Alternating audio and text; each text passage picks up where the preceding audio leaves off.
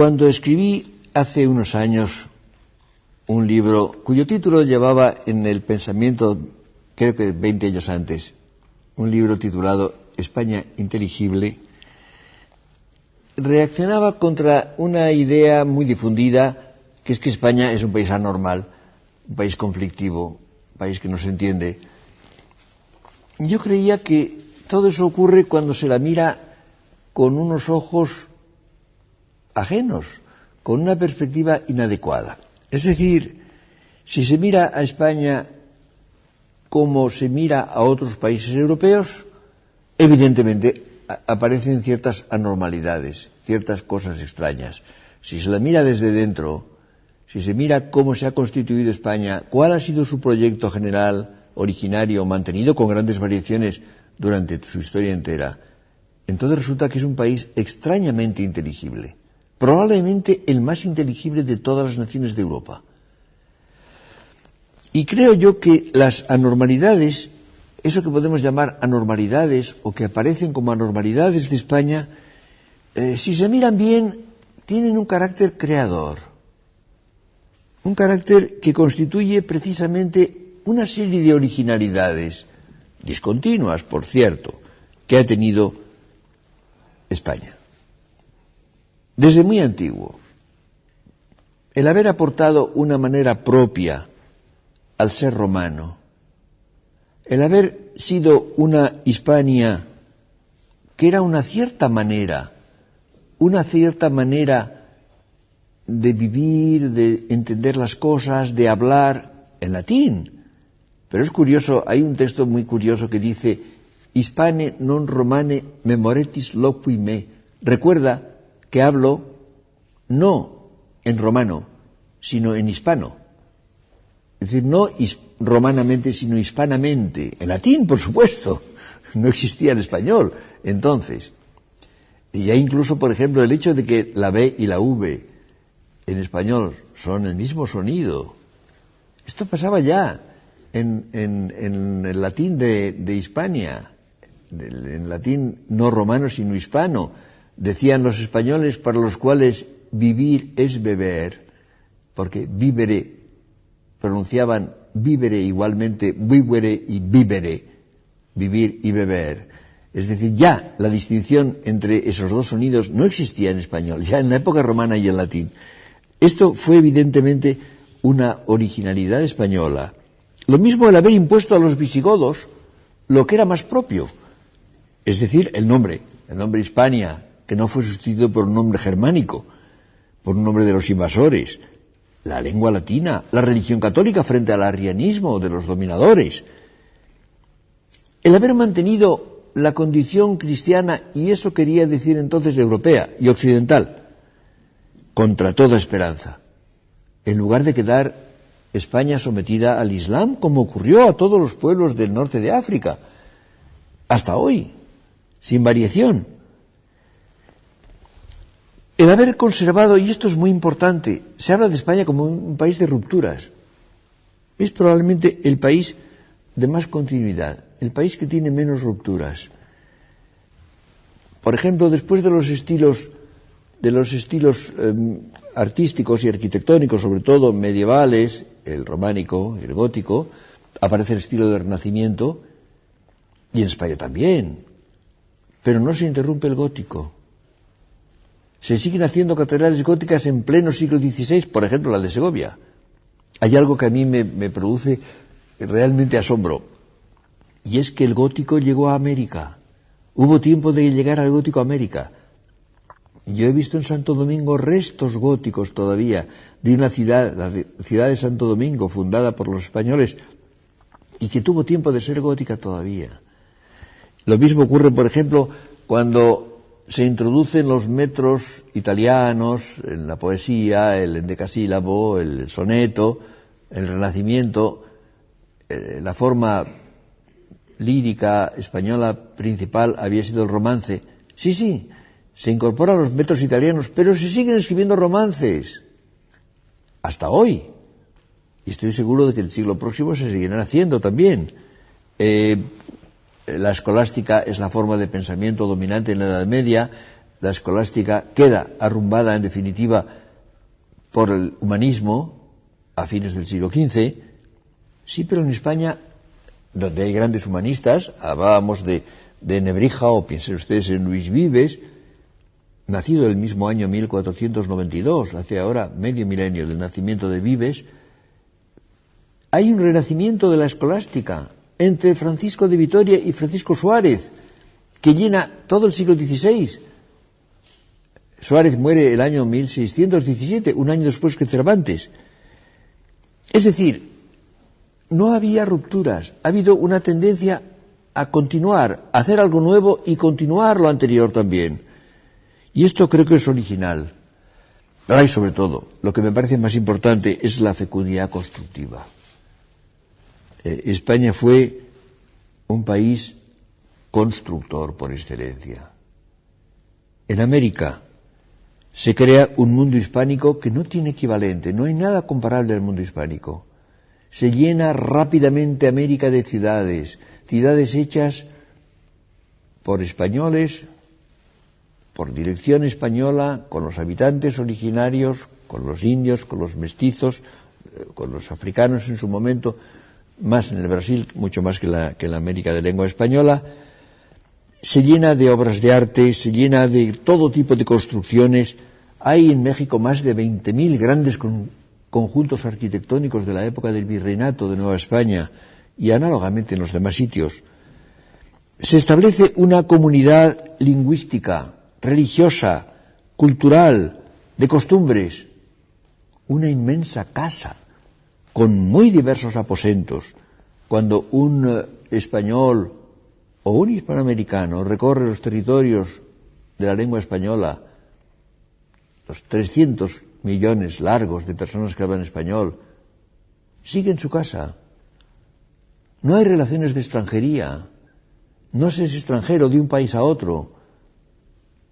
Se es, si acaso, forastero, como se es de una región a otra, en el mismo país. La lengua es la lengua general, es la lengua común, propia de todos. Por eso ha habido escritores creadores en América desde el principio, desde el siglo XVI, porque son escritores en su lengua propia, no en la lengua de las minorías, o en la lengua de la administración, o en la lengua de los intelectuales. No solamente hablan español, es que viven en español. Nunca olvidaré, en Guanajuato, en México, veía yo un poco de lejos a una vieja que estaba hablando, una vieja india, totalmente india, y estaba hablando naturalmente en español, pero además no solamente esto, es que hacía gestos españoles, es que vivía en español, estaba sumergida precisamente en esa forma de vida que es la nuestra común.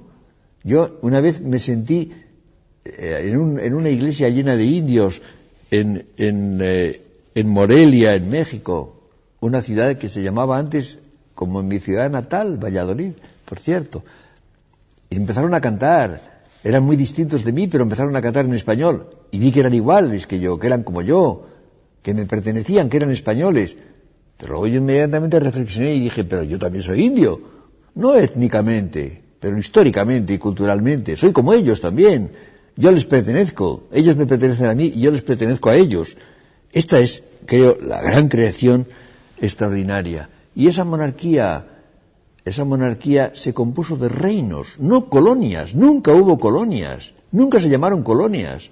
Eran reinos gobernados por virreyes en nombre del rey común. No dependían en rigor de España, dependían del mismo rey, cosa distinta.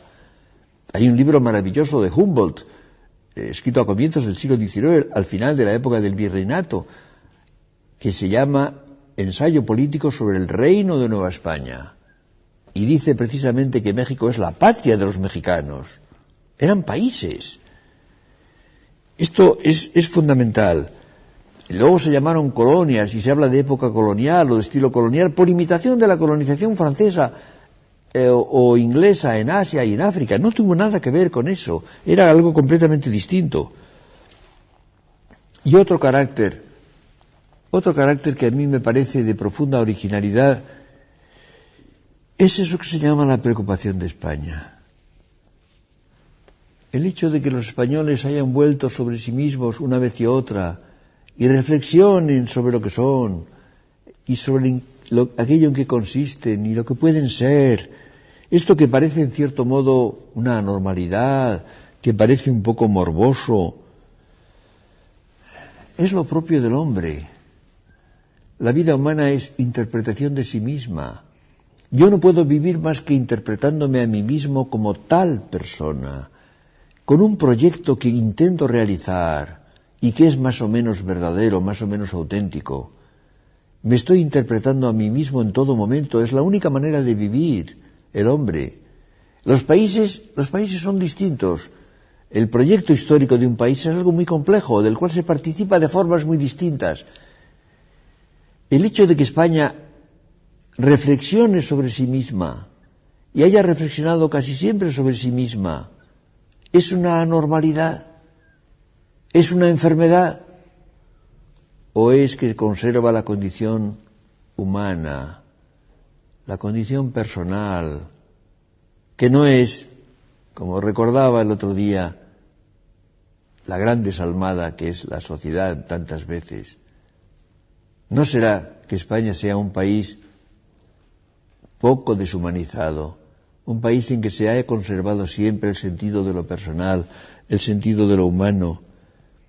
Y por esto, y por la experiencia centenaria del otro, del hombre distinto, se ha considerado precisamente siempre al otro como persona, como alguien y no algo, no una cosa. Es evidente, por ejemplo, que el gran hecho americano del mestizaje, el hecho de que los españoles se unieron a las indias y después también a las mujeres africanas, el hecho de que hubo un mestizaje que suponía que no había asco racial. España ha sido la comunidad menos racista de la historia. No ha habido repugnancia a otra forma de humanidad. Esto ha sido gravísimo. Y por eso ha habido convivencia. Por eso ha habido la forma suprema de la convivencia, ha sido precisamente el mestizaje. Dirán ustedes que los españoles a veces han tratado mal a los judíos o a los moros o a los indios. Sí, claro, y a los españoles, quizá peor todavía a otros españoles, pero los han tratado mal como a personas, nunca como a cosas, nunca. Y esto es fundamental. A las personas se las puede tratar bien o mal, con amor o con odio, con justicia o con injusticia, con generosidad o con avaricia.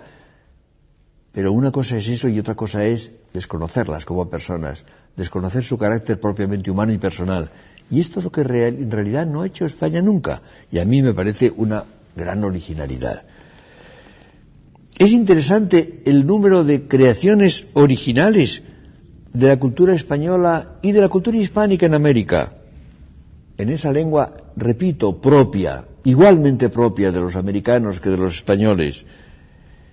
Ha sido frecuente la anticipación respecto de muchos países en arte, en la novela, la gran creación española, primero en la Celestina de Fernando de Rojas, que es como el descubrimiento de las Antillas, luego con Cervantes es la tierra firme, el poner pie en el continente. Toda la historia de la novela posterior, de medio milenio, es la exploración del continente descubierto por Cervantes.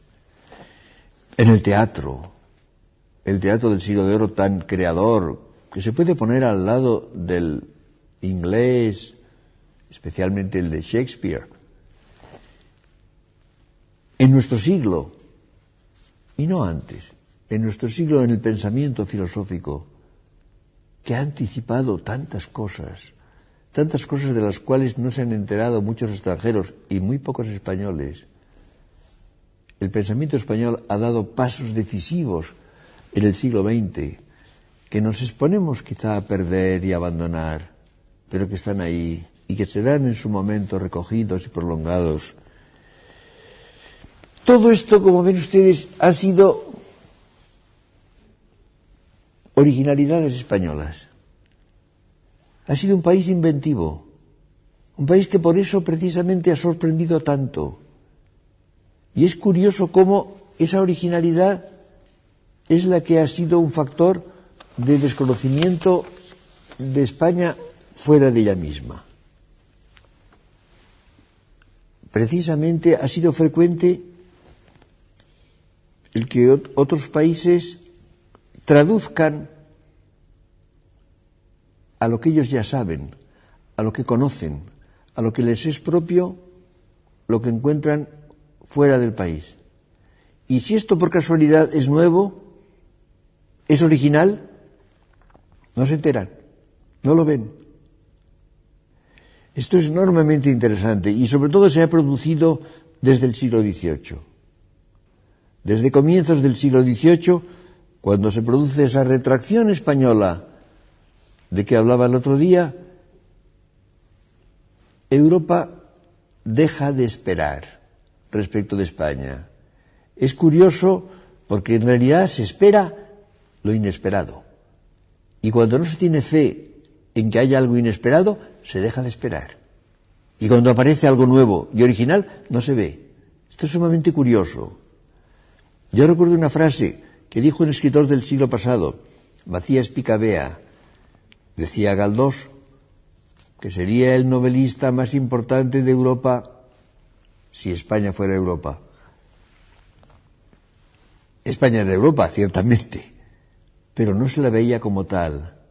La mayor parte de los países europeos no contaba con Europa, con España, no esperaba nada inesperado de España y no ya con Galdós, sino sobre todo en nuestro siglo, ha habido tal cantidad de creaciones, tal cantidad de innovaciones, de las cuales en definitiva se ha enterado mínimamente el resto del mundo, lo cual es verdaderamente muy inquietante, yo creo.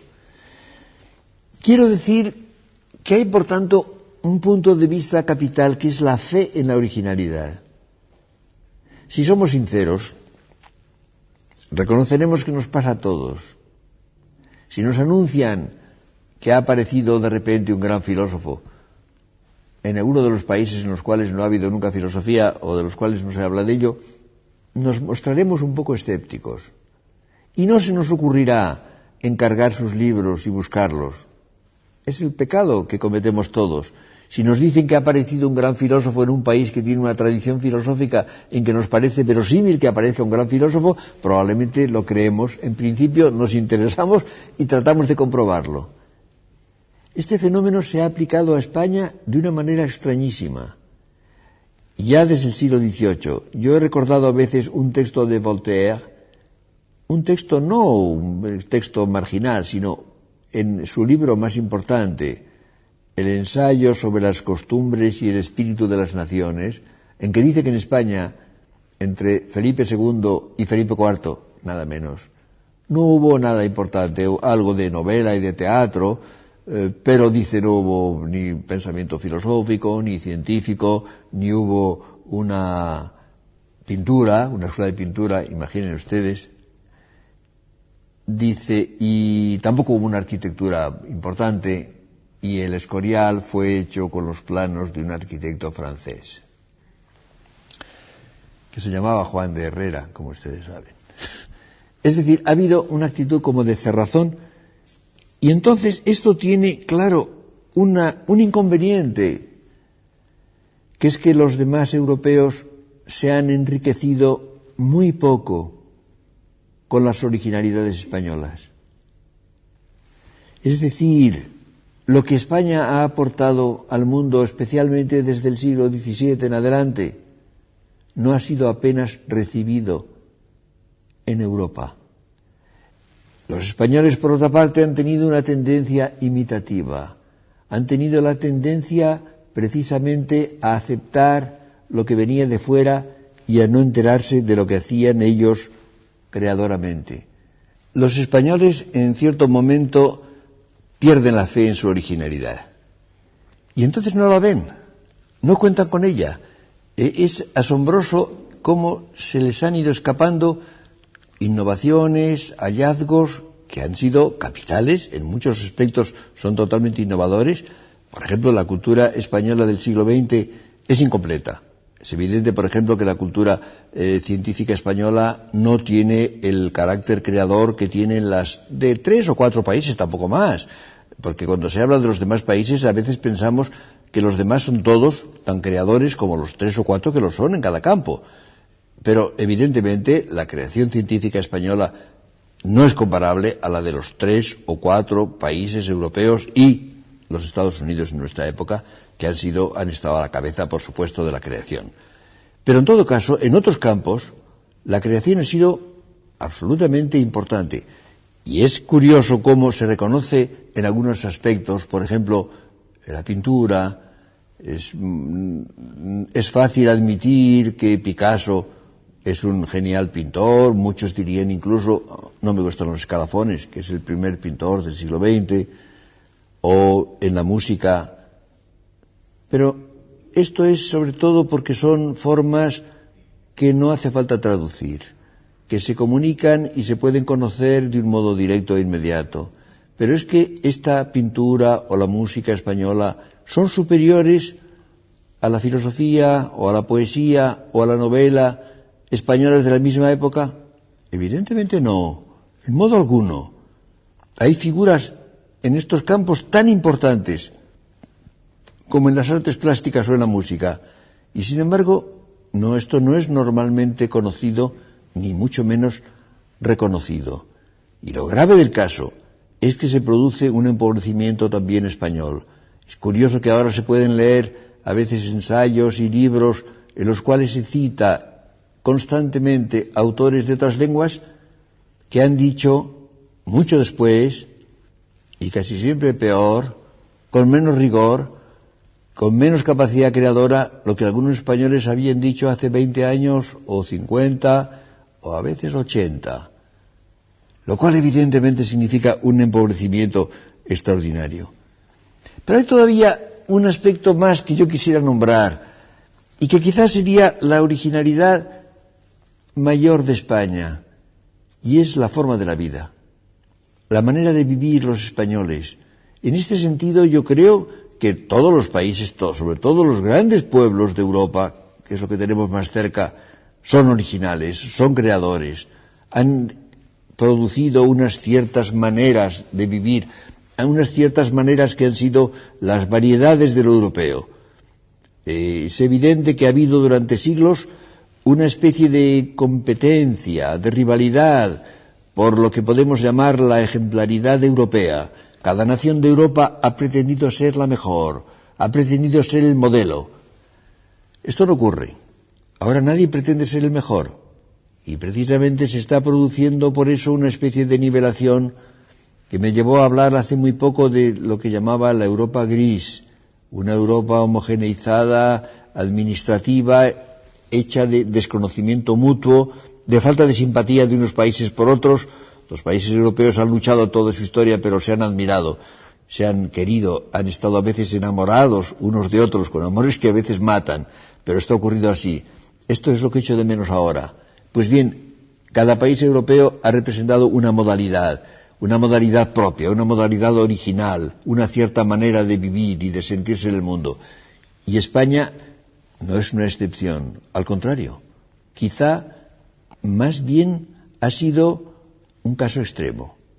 España probablemente ha tenido una intensidad de la vida, una cierta dosis de lirismo en una época en que una oleada de prosaísmo se extiende por gran parte del mundo, una especie de, diríamos, de calor, de intensidad, de proximidad, de capacidad de convivencia, de capacidad de diálogo, que ha sido relativamente excepcional y que ha sido una constante en la historia de Europa. Yo creo precisamente que si se mira esto, si se llega al núcleo fundamental, que es la forma de la vida, la configuración de la vida, España resulta un país profundamente original. Y precisamente por haber tenido siempre una continuidad de proyecto que se ha transformado, que ha tenido muchas versiones, que naturalmente tiene que adaptarse a las condiciones objetivas del mundo en cada momento. Si esto se tiene en cuenta, si se mira a España desde dentro, se descubre con sorpresa que es posiblemente el país más inteligible de Europa. Y no se olvide que en conjunto Europa, que se había puesto siempre a la carta de la razón, a la carta de la lucidez, es quizá el continente más inteligible del mundo.